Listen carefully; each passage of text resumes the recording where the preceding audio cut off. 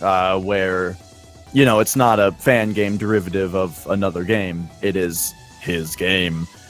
And it's available on Steam. It's on sale right now, by the way. This game is currently on sale on Steam. So I'm just getting that right out of the way. If it looks good to you, it's a better time than ever to purchase it. Okay, so here it is, Wings of V. Immediately, the big deal about this game and the thing that makes the platforming very unique right off the bat is how jumps work. You don't just jump off the ground in this game. Instead, you have one jump that's replenished every time you touch the ground. And the difference there is that means that you can drop off of a ledge and then jump out of the air. Kind of like Diddy Kong in Donkey Kong Country when he kind of, you know, goes off edges. Anyway, so that's kind of introduced there with the little race with Ruby. Looks like neither player lost the race with Ruby, but they kind of have you do some weird jumps and stuff that work around that mechanic. And then now here we are. Oh no, everything's bad. We were in a nice little heavenly place called the Floating Keep. However, the Floating Keep is now, you know, it's all overrun by baddies and demons and whatnot. So the players are gonna battle through. They gotta find this demon that's been unleashed and stop him. So what about the outfits, though? Let's talk about the outfits. Flachmitz is looking great in his android robot outfit with pigtails as well. So he's rocking Robot V with pigtails. Kayle, on the other hand, is rocking the Jaul skin, which is a very silly looking outfit in the game, but you know, no judgments.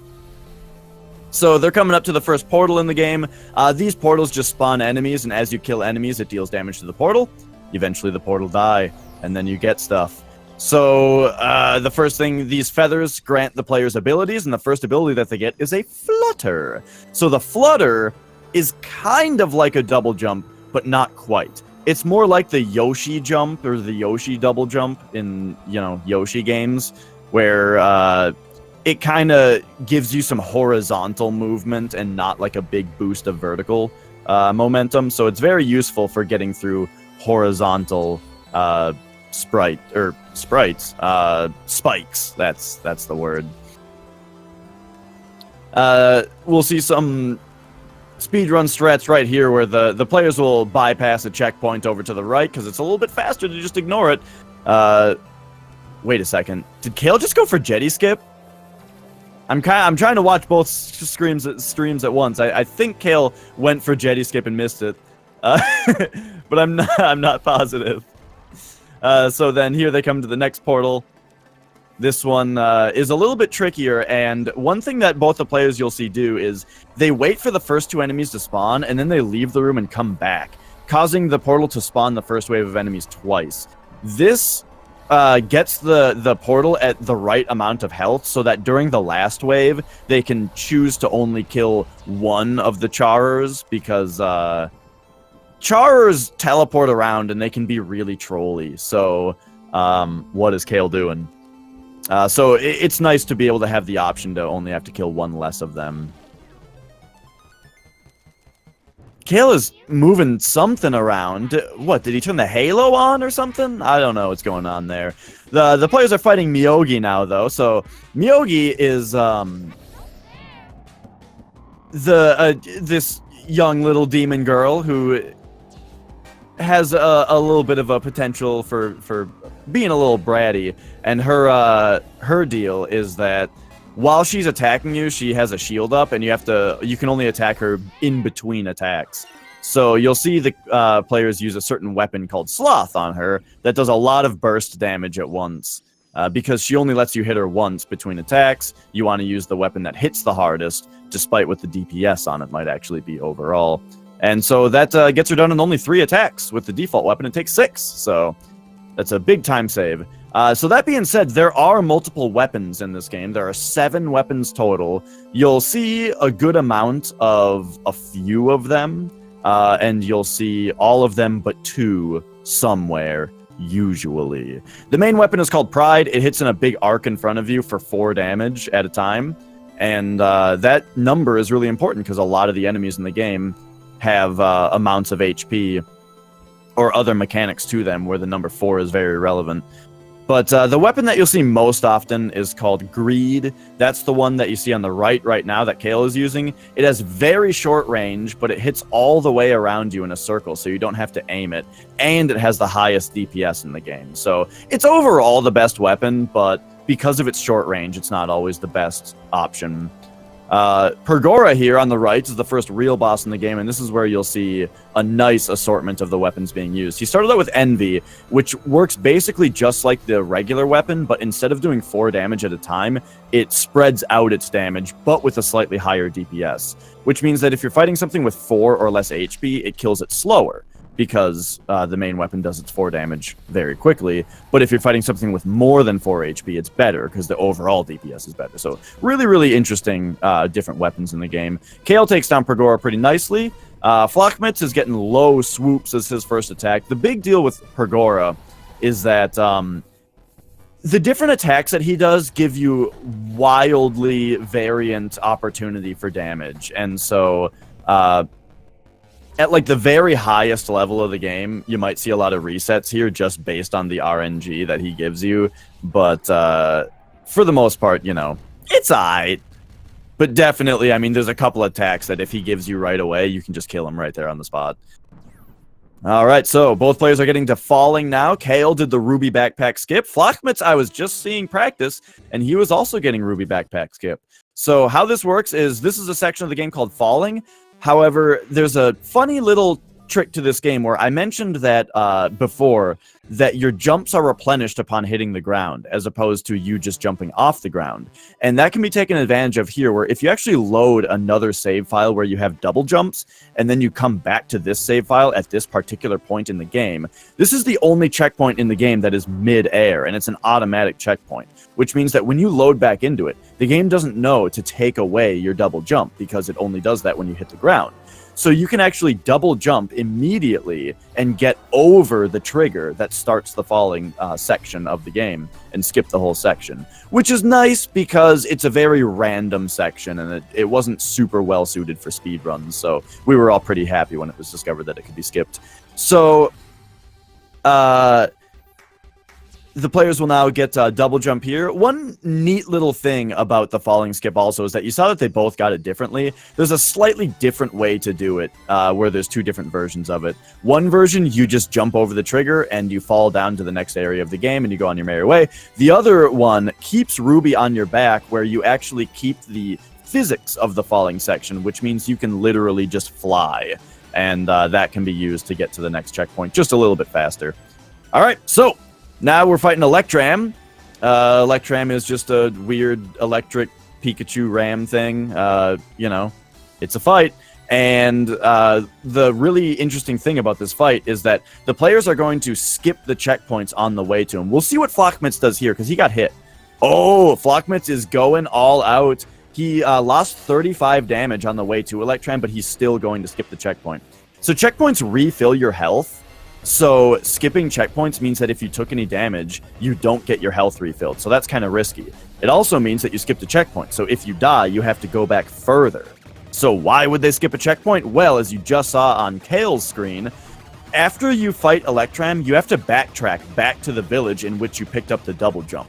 And so it's a lot faster to get to Electram without taking any checkpoints, kill him, and then death warp all the way back to the village, skipping all that backtracking. It's just a little risky to have to fight him with potentially lower HP, less checkpoints, and all that. By the way, I mentioned double jump. Yeah, the players can double jump now, which means that now the platforming is pretty nuts, because you can drop off of a ledge and still retain your jump. You then have a double jump and the flutter. So there's a lot of jumps, or you can cover a lot of distance and get through some winding passageways without ever having to hit the ground. And as you see on the right now, the game is going to require that with these crazy labyrinths of spikes. They can also slide, which I didn't really talk about as they got it, but you know what sliding is. I mean, they can get into tighter spaces, and it's a little bit faster than running, so they're going to slide as much as they can. So Kayle's coming up to a damage boost right here. Bam! Oh, and is going for Heartless. All right, so this damage boost skips like 40 seconds of the game or something, maybe even more than that. It might be a minute. It skips pretty much the entire Veil 2 section. However, you're supposed to get checkpoints on the way, which means doing the skip is really difficult because you have to take damage in order to damage boost, and then you have to get through all these bugs and spikes and all this other stuff without taking enough more damage to die. So it's a really hard skip to pull off, and on top of that, he did it without collecting the heart. There is a heart along the way to refill your health, but it takes time to grab, so it's very much a risk versus reward thing. So flachmitz is coming up to the damage boost on the left as well. We'll see how he does on it. And then meanwhile on the right side, Kayle is fighting Amethyst. Amethyst attacks you with one element at a time, and you can only deal 16 damage to her during each phase. So as long as each phase you see that red shield on her, that means that the player is doing optimal damage to her and could not be killing her any faster. flachmitz botched the damage boost there, so he's going to have to go for it again. It's a big damage boost, though, so even if you fail it once or twice, you'll probably still gain time. It is a very precise damage boost, though. I mean, actually getting the height that you need to get, even with the damage boost, is really difficult. So, looks like he got it that time, and went for the heart that I mentioned, so that he can do the rest of the rock throwing, bug spitting, spike spinning area. With a little bit more health to work with. Meanwhile, Kayle is finishing up Amethyst here beautifully. And did he skip the checkpoint? He did. So he also skipped a checkpoint right in front of Amethyst, again, in order to avoid some backtracking back to town. So that is a little bit risky, especially when he damage boosted over the Troll Cave, which flachmitz is doing right now. Bam! He just damage boosted up to the top of the Troll Cave. This is an area, so the spot that he's sliding through right now is supposed to be the backtracking spot to get back over that spot. However, you can do this funny trick with the rock throwers to get them to throw a rock into you and damage boost up to that spot to use it to get over the Troll Cave in the first place. And then that's the backtracking that you skip by skipping the checkpoint in front of her. So flachmitz is now on Amethyst, keeping up very good pace with Kayle, I'd say. And Kayle is on to the Sinister Grotto, which has some excellent music in the game. However, right now we're jamming to Amethyst's theme, which is also just as good of a song. So the deal with the Sinister Grotto is it's got these lasers that you have to shoot you have to shoot the switches in order to bring down the lasers. And the lasers are one-hit kill if you don't get into them fast enough. So right here, he's going to spawn some plants, then go back and hit the checkpoint, since the checkpoints kill all the enemies that have been spawned. So that's a neat little trick where you can move a little bit ahead, spawn some extra enemies, and then kill them with the checkpoint. That's one of the only times that it's actually useful, though, to do it. But it's very useful right there. Here he's going to grab on the right, he's going to grab a secret. Most of the secrets in the game are out of the way in a way where you have to go out of your way to get them. That one is actually hidden in a shortcut, though, so you get to take a little shortcut. Pretty decisive checkpoint that he's on right now as well. You have to navigate through all these mines that are pretty difficult to navigate through, but he does it expertly. Meanwhile, flachmitz takes down Amethyst first try, also skipped the checkpoint in front of her, so flachmitz is doing excellently over on the left. And then on his way to Sinister Grotto as well. Meanwhile, Kayle is getting to the Dark Annihilator, the next boss in the game. So the Dark Annihilator walks forward as he fights you. That's kind of the big thing. He's constantly walking forward, and you cannot damage him with melee. You can only damage him with your orbs, which means that your damage output to this boss is limited by how fast your orbs recharge. You cannot just shoot infinite orbs in the game. Instead, Kayle let a bomb hit the floor. But anyway, your orbs recharge at a set rate, so your damage is capped on this boss by that. Now, that means also that when he shoots out these orbs like this, boom, boom, those balls, those you want to defeat with melee, because that way you're not using up an orb that should be damaging the boss. So that's just an optimal strat, is to hit everything else, like these missiles from the right, also with melee. Now, when those balls hit the ground, they they drop that blanket of green fire, which does not go away until the Dark Annihilator walks them out of the arena. So it can be a big pain to try to manage all of the different things that are coming for you from all the different angles while you are not allowed to touch a certain part of the floor. So it's a big deal when the balls hit the ground. However, Kayle handled it expertly and got through the Dark Annihilator with little to no trouble. Are we going to see SE skip? I don't know if we're going to... nope, he's playing it safe. That's a good idea in a race. Good idea in a race.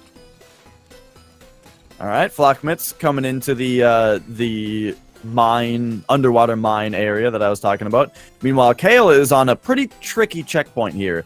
Most runners go and skip the checkpoint because it's too out of the way. It takes a few seconds to grab the checkpoint here, and so it's just not worth it, especially when it might throw off the cycle that you're expecting. So the players will skip it. This is a pretty difficult checkpoint, though. Kayle doing some swag slides on the minecart there. I would be way too afraid to do that. Whoa! Almost, like, that looked like that jump was really close. The jump out of the water there always seems so close. Oh my gosh, okay, Kayle actually missed the switch there and actually caught it and went back and shot it. So that was really good reaction time there. All right, so flachmitz now is on the Dark Annihilator for himself. He's got full HP. We'll see how he handles the fight. At one point, I would have said that this is one of the easiest fights in a speedrun. However, Dark Annihilator has really been giving me the business lately, so I don't know if I should, talk any smack about him before my race in a couple hours, or he might just come at me with a vengeance. So Kayle is on the next minecart spot here.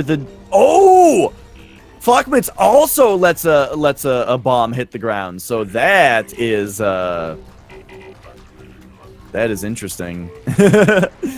Both players had a little bit harder of a Dark Annihilator fight here. All right, so Kayle is now entering Terravine, keeping about a 1 boss lead here. And Terravine is an interesting boss where he's got 6 different attacks that he does, I think, plus a big face laser, so 7 total. And the deal is that he does 3, I think, attacks that will not repeat, and then he charges up his big face laser. And the face laser will kill you in 1 hit. It does 100 damage. So you have to send out a minecart like you just saw in order to hit him in the face and interrupt his face laser attack. Now, you are generously given 3 minecarts to stop his laser 3 times, which gives you a lot of time to beat the battle. But these are speedrunners. They're optimizing their damage. They don't need 3 whole cycles to beat the boss. So they just send all 3 carts at him at once because they do a little bit of extra damage, and then kill him before he gets his laser off a second time.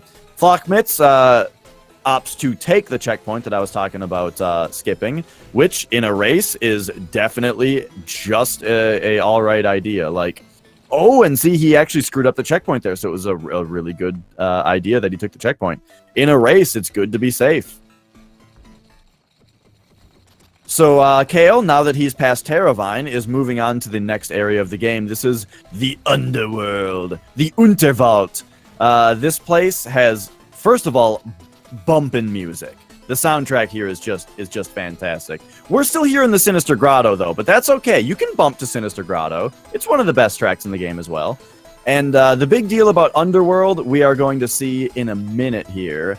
But first, we've got the last portal of the game. This is another one of those portals, just like before. As you kill the enemies, it deals damage to the portal. It's just that the enemies here are a little bit more vicious.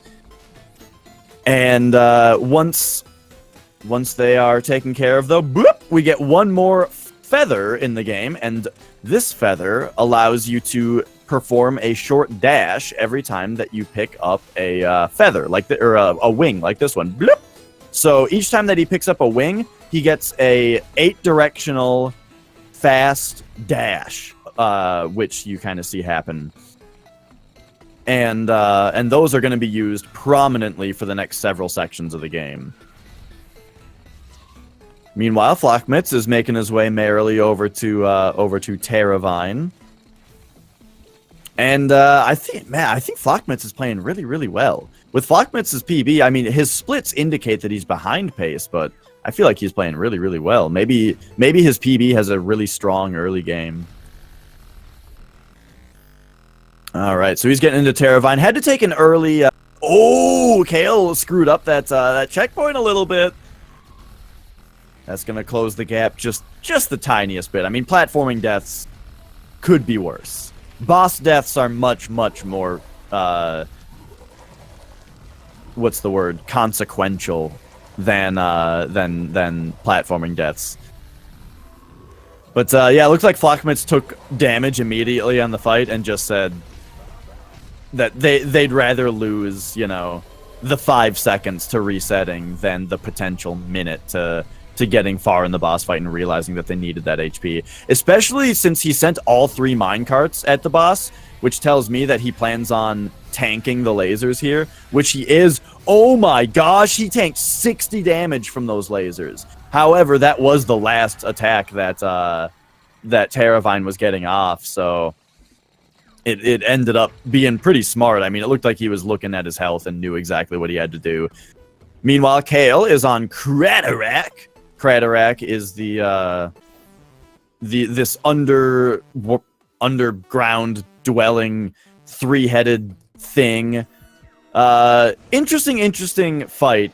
He crawls through these tunnels, and you have to stand on these moving platforms.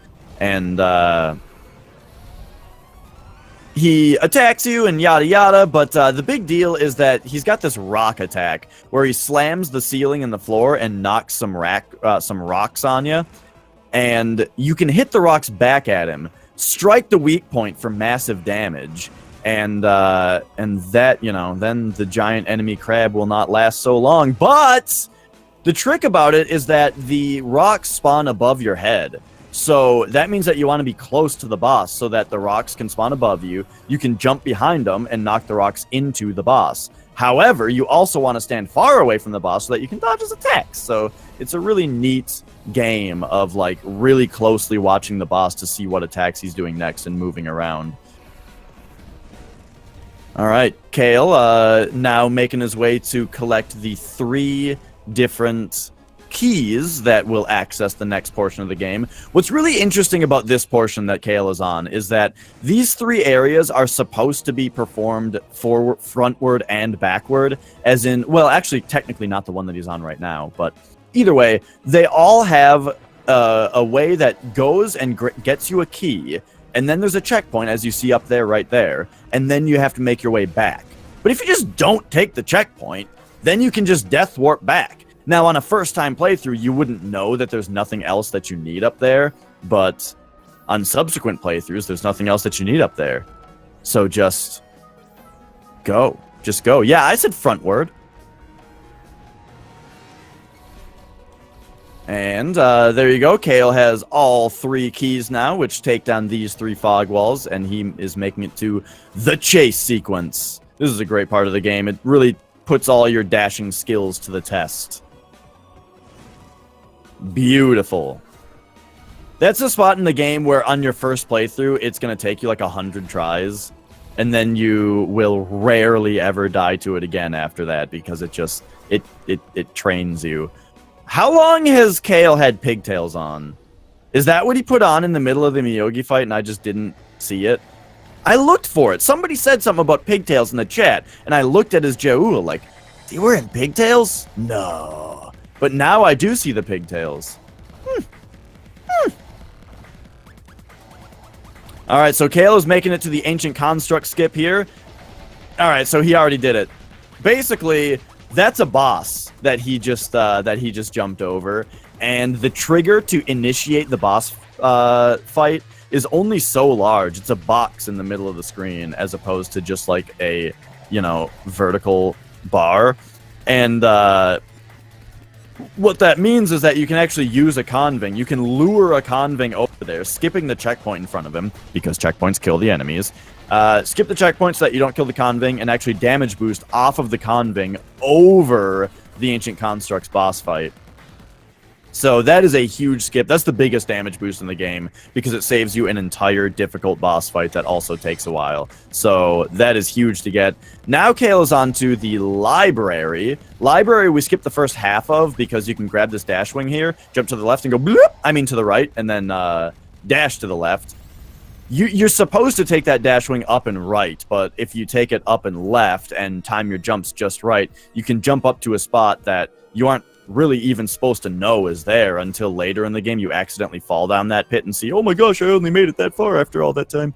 But there you go. You can dash up there and blam, just skip that half of the library.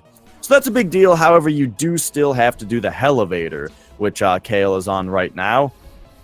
This is the most difficult auto-scrolling section in the game. But he's gonna get through it. First, you know, you got a little bit of Metal Gear Solid as the as you gotta hide from those brutes. Whoa, Kayle actually just had a really nice read there, where his jump wasn't quite enough to make it over the spikes as far as the platform. But he jumped over the spikes instead, landed, and then jumped onto the platform. I wonder if he does that every time or if he just had a fast read there. Anyway, a little bit of Metal Gear Solid. There's a little bit of Bullet Hell. Here's a little bit of, I don't know, some other game. And then at the top, 2 Skelemen. So really, really long auto-scroller, very difficult. And then at the top of it, there's these 2 Skelemen that are like just the most difficult enemies to deal with at that point. And then you got Grabby Hands. This is the corridor of Grabby Hands. Oh, whoa! That was a really weird conving strat that he just did. Okay. And now, Kayle is moving on to Miyogi 2. So Miyogi, this is a really interesting boss fight. So the deal with Miyogi is that every time that you hit her, she is granted this shield that you can see the timing on by the yellow bar. And if you hit her while her shield is up, you actually heal her. Now, there's another mechanic where every 8 times that you deal damage to her, you stun her, and when she's stunned, you can knock her into the lava for a big bonus boost of damage. So, the other thing about this fight, the last thing, is that at 40% health, she enrages. Well, under 40% health. She enrages, and she enters this, like, 40-second long attack where she's completely invulnerable during the entire time. And after the attack, she makes the boss fight more difficult. However, if you heal her 6 times, it lines her health up just perfectly. Oh, Kayle missed it. It lines her health up just perfectly so that you can stun her as she tries to go into her enrage and skip this entire 40-second attack. But as we see now, Kayle actually missed it, and now he has to go through this very long attack. So what you see right now where she's invulnerable and all this stuff is happening, this is what you skip. So this is going to give flachmitz a little bit of time to catch up here. He's moving on to the Ancient Construct skip himself. And if he's able to get the Miyogi 2 skip, that's about 40 seconds to save. flachmitz actually missed the Ancient Construct skip there, though, so he's going to have to try that again. You know, it takes about 10, 15 seconds each attempt, and he's missed it twice now. So now, except Kayle is kind of in dire straits here, just with a very low amount of HP. The only thing that would not kill, the only thing that wasn't going to kill Kayle there would be a hit from the fire shield, but he instead got, okay. All right, Kayle went into the menu. Was he trying to skip the cutscene? Because I've been guilty of that. If you die to a boss and you go in there a second time, you try to skip the cutscene and you end up pausing. Yeah, I've been there. Anyway, looks like Kayle is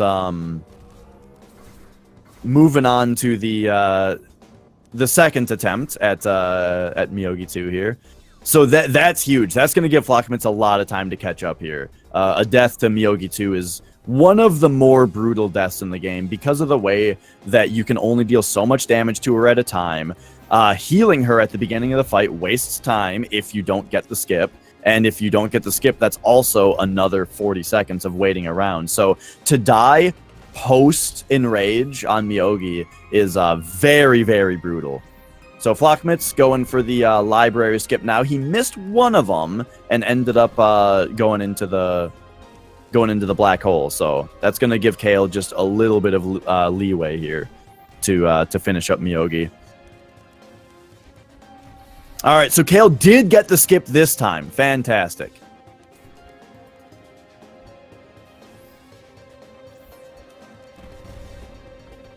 And there we are, and going for lava skip. Oh, oh my gosh, that lava skip was so close. But the closer, the better. I mean, the closer your lava skip is, the better, because that means that he had full vertical speed and was like as close as possible to the lava. So yeah, that was absolutely beautiful. All right, flachmitz nails the library skip this time, and he's moving on to the second half of the library. Meanwhile, Kayle is moving on to a very pivotal point to the run here. We'll see what happens. First, he's got to kill these maggots. And here we go. Resets for cycles. Flachmitz on the elevator. Very, very critical point. All right, here we go. How's Kayle going to perform? Oh, he's confused. He was a little confused for a second. Oh, but he remembered. He remembered the password. Nailed it first try. Beautiful. And here we go. Kayle has earned access to the chambers. Oh, and he got Olga skip. That was beautiful! Shooting off some orbs in celebration. Oh, Kayle is playing like a sub 40 player, let me tell you. Now onto the ceiling room. Voted by the community, not an auto scroller.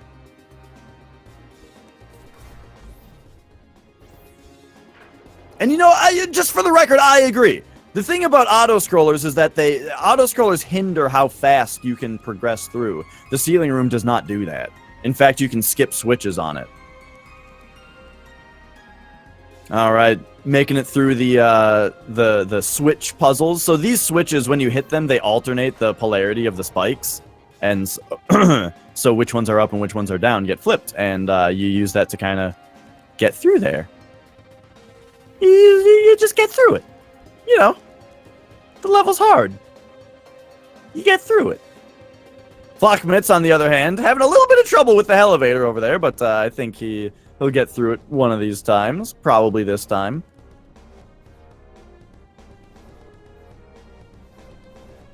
Ziggy makes a good point. It's the opposite of an auto-scroller in that it restricts how slow you can go.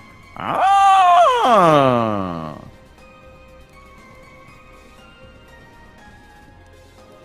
See, that's the kind of outside-the-box thinking that we appreciate here. All right, Kayle is moving on to the Twin Orcs. This is a gorgeous execution of skill here.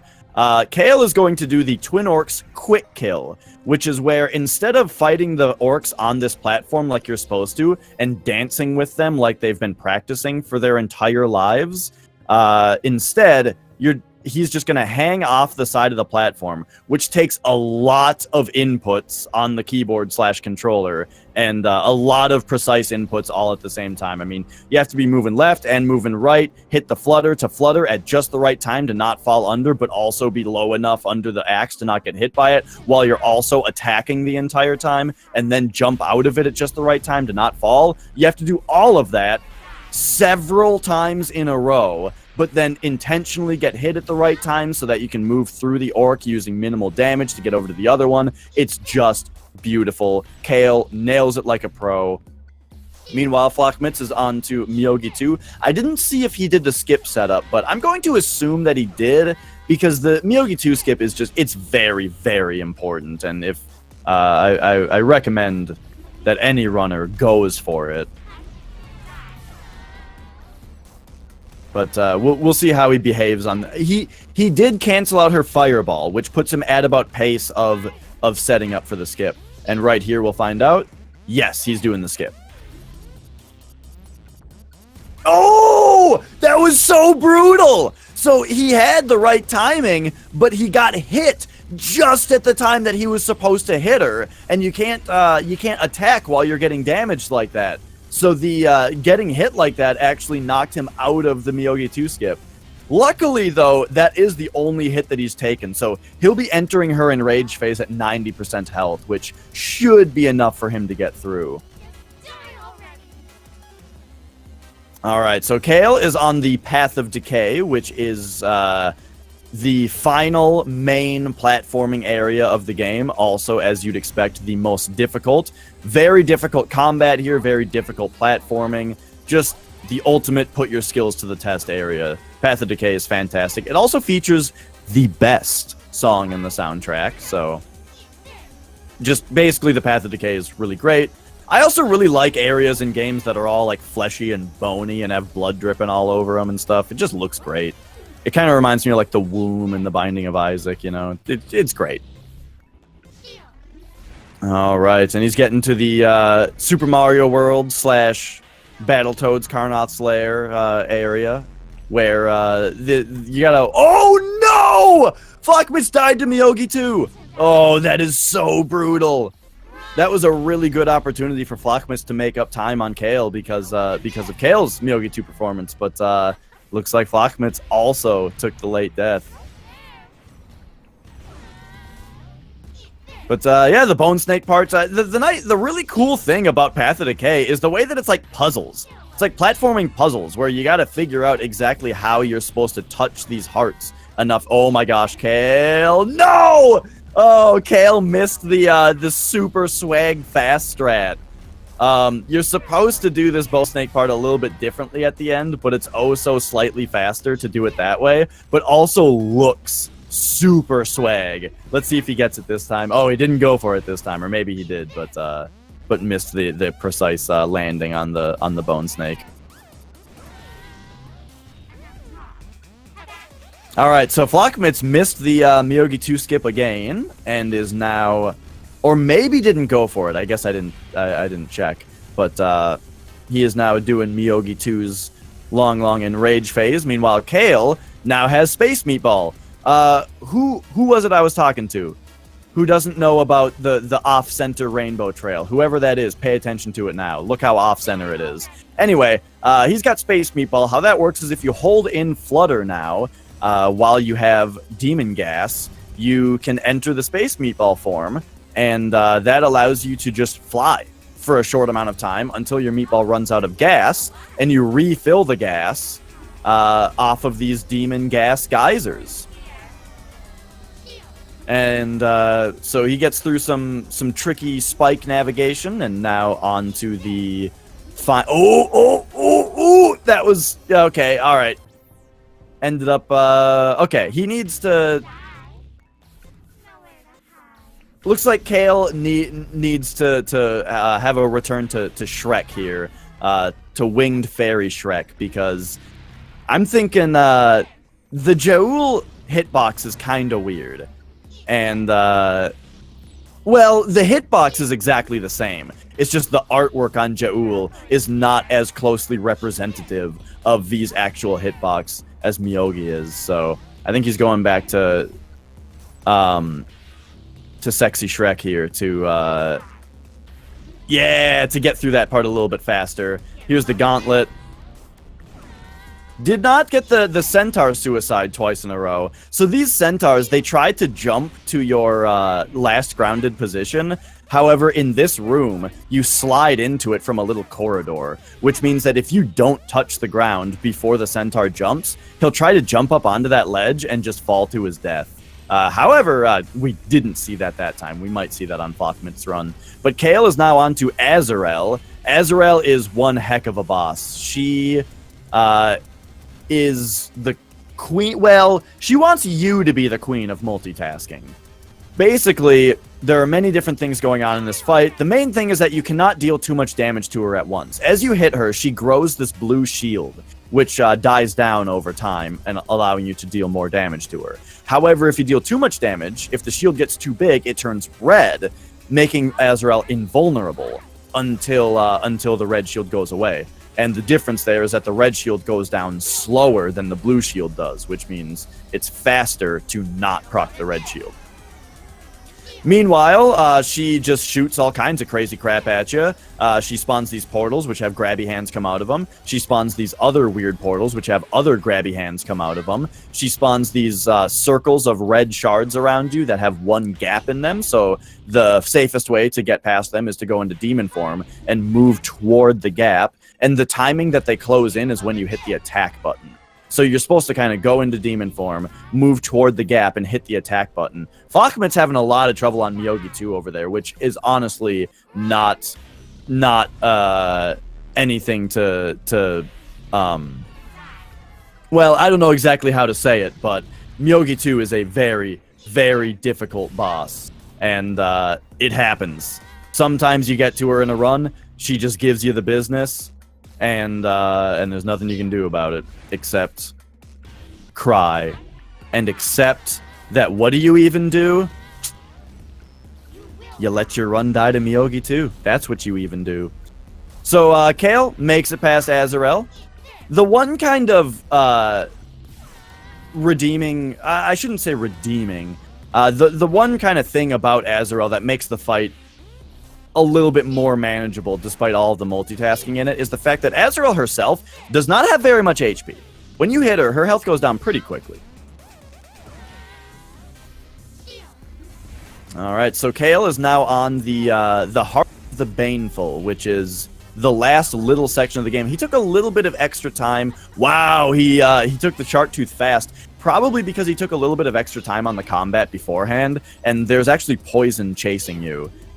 Which, if you're not fast enough, will catch up and kill you. So maybe he just wanted to make sure that he didn't get hit by the poison there.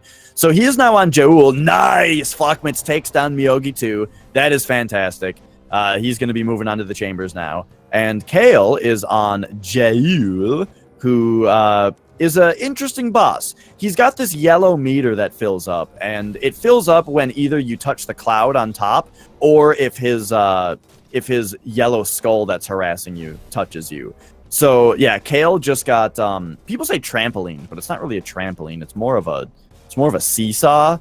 He just seesawed you up into the you know what it reminds me of is the first castle in Super Mario World. Anyway, he as the yellow bar fills up from those things, he becomes faster and his attacks deal more damage. So you got to watch out for that. But then when he hits the spikes, when he does the spike attack, you can.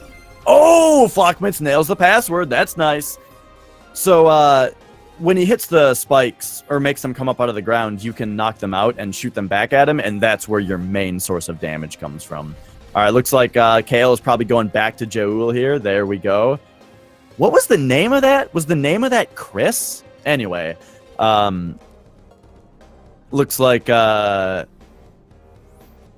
is on his way to Supreme Jaul. Supreme Jaul is the final boss of the game. This is the best boss in any video game ever. Here's how he works, all right? So first of all, Jaul is so evil that just being around him burns your angel flesh, and you are constantly taking damage in this fight. That is mitigated by the fact that the green fairy Fiola is going around dropping health orbs for you. So you have to pick them up. You have to move between the left and the right platforms in order to pick up the health orbs. However, that's kind of difficult because Jaul is constantly moving from the middle to the left to the right, and you always need to know where he is, and you always need to be monitoring him in order to know what attacks he's doing so that you don't just get Shrek'd out of nowhere. And then on top of that, sometimes he goes up and does this dive attack. When he does that, Amethyst provides you an ice trap, where if he hits that, it gives you a nice opportunity for some bonus damage. Sometimes he goes down and says the thing that everybody loves, and when he does that, he will come up and scream, which will kill you in one hit, but Ira puts up a shield for you in order to be safe from that attack while that happens. But Dash, why doesn't she just shield you the entire fight? Because you can't shoot out of the shield. So, you know, you need to be out of the shield in order to actually kill the boss.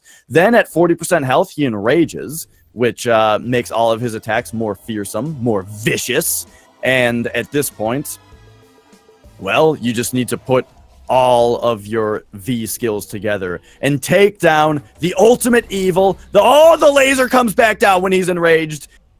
Shoot him in the face, it does more damage. Shoot slightly slower, it does more damage, and he does it. Kayle nails the victory with an excellent race time of 44:31. Absolutely fantastic. Just a great race time. That is the silliest looking sleep pose I've ever seen. I did not notice what Joel looks like, the Joel skin, when he stands up. That is just ridiculous. Also, he's got like the lamest teetering pose ever. Flachmitz is doing Twin Orcs quick kill. It looks like he's taking quite a bit of damage so far. The thing about this quick kill is that it looks easy. It makes the boss look easy. However, I cannot express to you in words that the English language contains, without cursing, how difficult this boss is, or this quick kill is. This quick kill is the most insanely difficult combination of inputs that you have to put in consistently over and over again in order to pull off. And Flachmitz is doing it. He's going for it. He's taking a bit of damage here.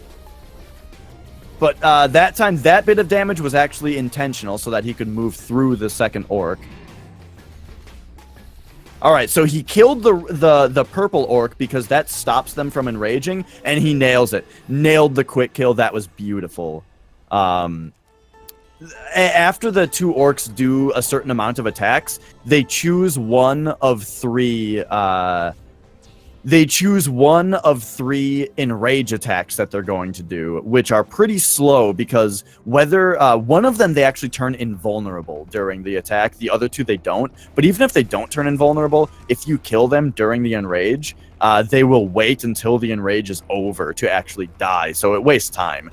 But if you kill the purple one early, then only the red one is left, and she won't enrage without her sister. So then you have to go kill the other one. So why don't you just kill one of them right away? Because straw man, if you kill one of the orcs too early, they actually regenerate their health and come back into the fight with like 30 or 40% health left. So part of the gimmick of that fight is that you have to kill both the orcs at the same time. So yeah, very, very good fight. I think if you were to take like a poll of this game of what the best boss fight is, I think Supreme Joel would win the last boss. It's just the best. But I think Twin Orcs is the second best boss in the game, personally. And I also think that a majority vote would have Twin Orcs be either the best or the second best boss. It's just such a good fight. So Flachmitz is now making his way into the Path of Decay. Once again, very, very difficult area of the game. Particularly this page that Flachmitz is on right now. This is known as the Climb in the community, and it is notorious as being the most difficult page in the game. Particularly for a blind run, it's just so very difficult. Flachmitz is opting to take the heart there in the middle. Even with that heart, it's a very difficult checkpoint. Partly because that heart is just difficult to collect without dying to the spikes. But looks like he made it through. First try, excellent, and is making his way onto the good old bone snake part. Oh, and here we go. What is Kayle doing? I can make both. Is he gonna linger on this? If you guys don't know, by the way, a little bit of trivia about Wings of V. A very important part of this game's lore: Ruby can make boys do whatever she wants. It's true. It's in the canon. It's very, very important.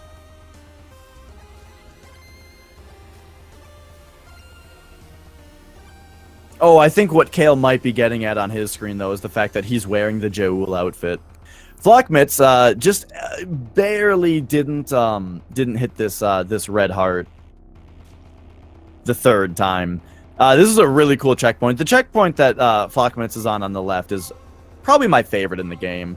Just the way that you have to hit this heart 4 times while this bone snake goes back and forth is really, really creative.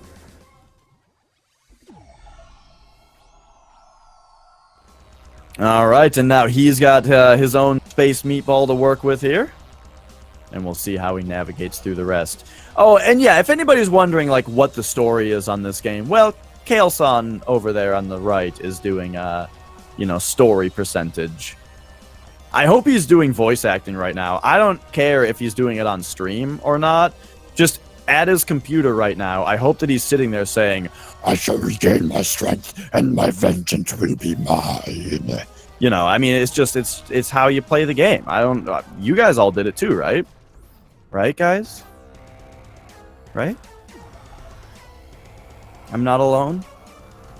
Flachmitz making his way through Space Meatball, picking up the meatball gas, making his way onto the old the gauntlets. Another one of the more difficult checkpoints in the game.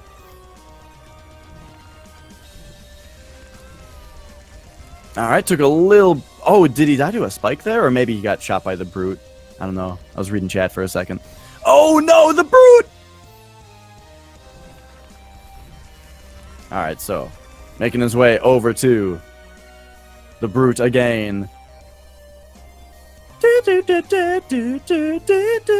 Oh, there's spikes up there! I didn't even know! Once again, Path of Decay, best song in the soundtrack. Oh, but right there, Flachmitz did the, like, actual really cool strat. What? Did you guys see that? What did that centaur do? I mean, I know he jumped off like he's supposed to, but he, like, teleported. That was weird. Anyway. All right, Flachmitz is getting over to Azrael now. A Flocktooth. Pretty soon, every single spike in this game is going to be named after somebody.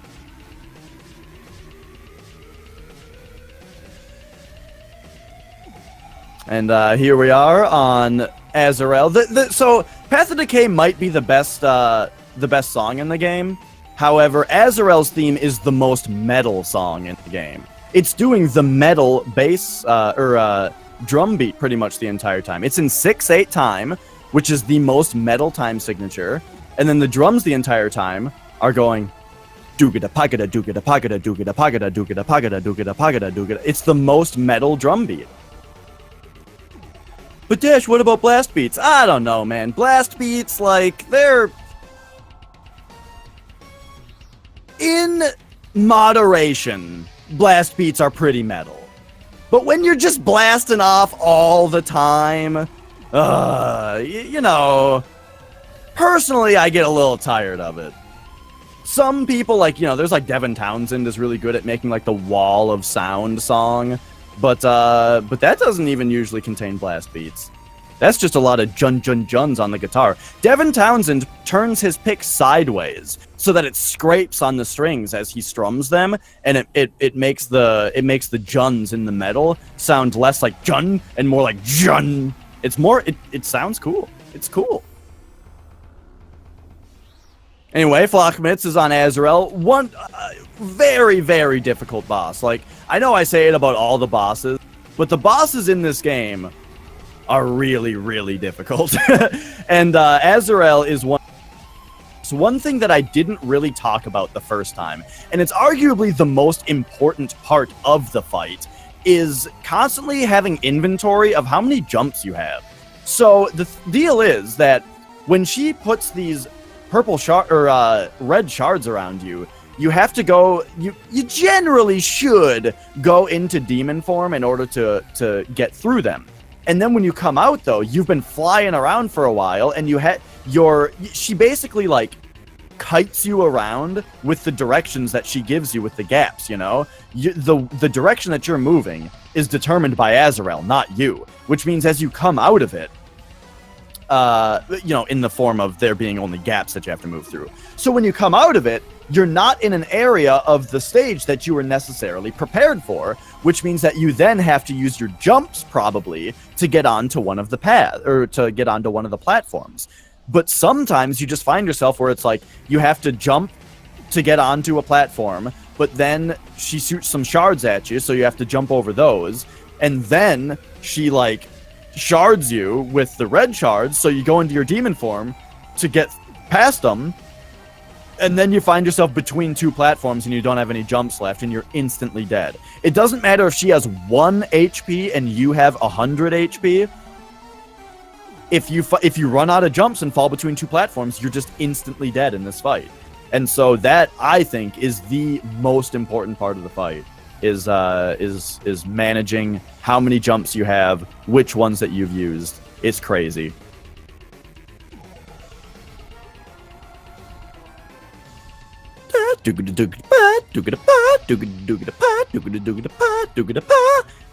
It's so great, the song. One thing that helps on the boss fight a lot is if you sing along to the soundtrack. Right?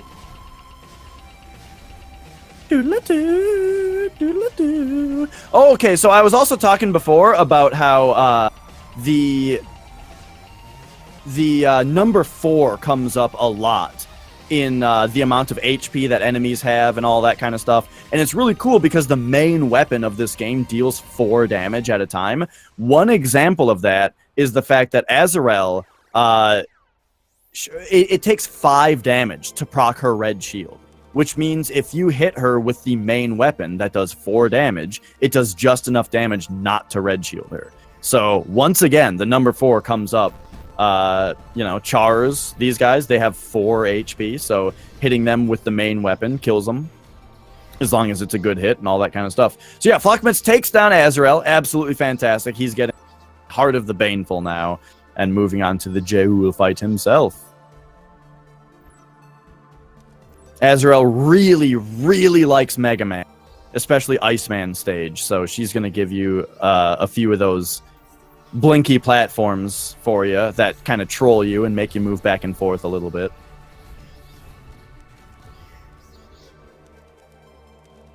By the way, this game's soundtrack is by Ashton Morris, and it is on Spotify. So if you guys are Spotify users, you can listen to it on there. It's also on Bandcamp for purchase.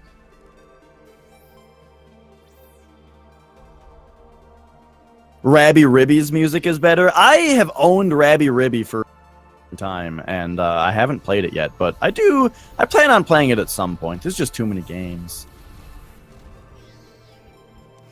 Okay, the jump right there, I find to be like one of the most difficult in the game. And so, flachmitz dying to it a couple times there really is not that bad of a thing, because that jump is so deceptively difficult. And I mean, as it should be, it really is the last jump in the game that has spikes in it. But, the thing is that it's deceptively difficult. People write off the Heart of the Baneful as like not even being a part of the game, really. But that jump is deceptively hard. So flachmitz actually uses Envy on Jeul here. That's really impressive. So most players will use Lust here because that's the weapon that gives you the little bit of extra range, but it does less damage. With this boss, it's really safe to use Lust on. But if you really want to go hard and you really want to go fast, which you do in a speed run. Oh, nice headshot. You can use Envy. It's just very difficult. So, yeah, as I was saying, the main way to deal damage to this boss is to hit spikes into him. Headshots deal, I think, 40% more damage, but the most important thing is to try to hit him with all 3 spikes. This is what happens if the yellow meter fills all the way up. I was talking about as the yellow meter fills up, how the boss gets faster and deals more damage. If it fills all the way up, the boss actually turns invulnerable for that period of time, and heals himself a little bit, depending on how many of those yellow eyes you let pass by, and then these yellow eyes, that is. But then the nice thing about that, though, is once he's done enraging, the yellow bar goes all the way back down, and he returns to his starting speed. So you get a little bit of respite there. And he takes down Jeul, and now is on to the final boss himself. Doesn't look like it's going to be sub 1 hour, but if he has a good J2 fight here, then it'll still be a pretty good time. So By the way, Supreme Joul, we call him J2 for short, because there's Joul and there's Supreme Joul, you know, J1, J2. Right here, he's standing around because you gotta wait for these fairies. So what didn't I talk about the first time? I kind of talked about the fact that he moves around the screen, which is difficult because you have to choose which platform you're standing on based on whether you want to collect health orbs, but you also have to choose which platform you're standing on based on where Joul is. So a huge part of this fight is knowing when he's going to move and where he's going to move to. You know where he's going to move to based on this little icon. Right now it's on the right side, and then it just takes a lot of experience and knowledge to know when he's going to move. He's going to move right now, by the way, and he's going up to the right side. And the icon stayed on the right, so the next time that he moves, he's just going to move to the right once again. Now, things like the bitey move, though, see, there he goes on the right again, but now the icon is in the middle, so he's going to go in the middle. The important thing, though, is that the bitey move is not a move. That just happens to move him. The timing on that dive attack is really precise because of how fast that he comes down. On the right side, there's a nice visual indicator where you can line up Amethyst's shield with an element of the background. But on the left side, it's a little bit more difficult to have a cue for. A lot of players use an audio cue for that one that I personally haven't quite figured out. All right, flachmitz did a really nice enrage there where he didn't freak the boss out. This boss also enrages at 40% health, but depending on what he's doing at the time that you enrage him, you can kind of freak out his AI and cause him to do some really weird behavior for a moment that can be really, really difficult to dodge or hilariously easy to dodge, depending on how RNGesus is feeling that day. Also, when he does that bite attack during the enrage, he summons a worm. That worm, you have to be in place for. You need to be standing right in the right spot and ready to take it out, and you need to take it out because that thing ends J2 fights faster than you would even believe. All right, so yeah, flachmitz does take down J2 on his first try and ends up with a time of 101.22. So, this race, it started out where Kayle was a little bit ahead. flachmitz was really keeping up in the early game, though. I mean, Kayle definitely had a lead, but I think flachmitz was playing very, very well. Unfortunately, Myogi 2 really, really gave flachmitz the business and slowed down his run quite a bit. Other than that, I don't think he had really any other, like, major issues. But, yeah. Oh yeah, Azrael may have was a bit of an issue as well. So boss deaths can be really brutal, and Myogi 2 is really kind of the biggest offender of losing time if you end up dying. Except J2. I mean, the J2 fight can be like up to 2.5 minutes that you lose if you die at the end of. But either way, there we have it, another fantastic race. But stick around, because Wings of V is not over yet today. In just 45 minutes, yours truly, Dash Retro, will be going up against the very talented Rising Moon in a race. And so, you know, I might get crushed. I might keep up. We'll see what happens. But, I personally got to go get some practice in, a little bit more practice before race time. But it's going to be me versus Rising Moon at 3. So stick around, and let me also just make sure that I know what channel it's on. If it's on Speed Gaming 5, it is. So yes, that race is going to be right here on Speed Gaming 5. So stick around. I'm Solud and Shark will be commentating. They are fantastic. And then tomorrow we've got a run at this same time at 1 p.m. Central, 2 p.m. Eastern. We'll have Cake versus Solid Squall, and that is going to be a fantastic race tomorrow. So stick around. Thanks everybody for watching. It's been great. Remember also, you guys, if you don't own this game yet, first of all, buy it. It's wonderful. It's one of the best games ever. It'll make you a better person if you play it. And then, secondly, it's on sale right now. It's on sale on Steam. So be sure to give your money to Solgren, who made this wonderful game. And thank you so much. Thanks to Speed Gaming for hosting us, and to everybody who's keeping this tournament going. And also thanks to the runners. Make sure to follow them. You can follow me on commentary if you so desire. And thanks so much. Have a good night, everybody. And we will see you in 45 minutes for my race. Bye-bye!